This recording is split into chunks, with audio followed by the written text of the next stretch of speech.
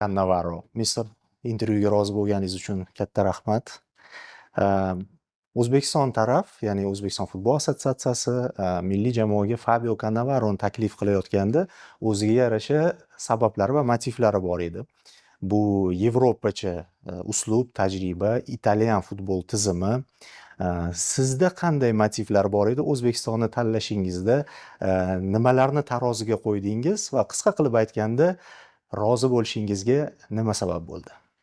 Hammaga salom, meni bu intervyuga taklif qilganingiz uchun rahmat. Taklifni qabul qilishim uchun sabablar juda ham oddiy. Birinchidan, jamoa jahon chempionati yo'llanmasini qo'lga kiritdi. Menimcha bu sabab har qanday murabbiyga bunday taklifni qabul qilish uchun yetarli bo'lsa kerak.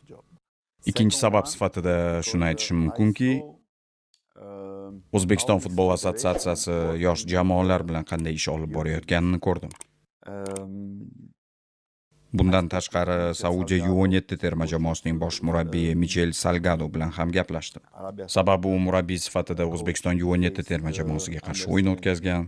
Yana bir ikkita yosh jamoalar bilan ishlaydigan do'stlarim bilan maslahatlashdim. Va ularning hammasi menga yurtingizda yosh futbolchilar qay darajada rivojlanishayotganini aytishdi. Shundan keyin men jamoalarni kuzatishni boshladim, futbolchilarni kuzatishni boshladim va to'g'risini aytishim kerak, hayron qoldim. Va o'ylashimcha mana shu ikkinchi sabab bo'ldi.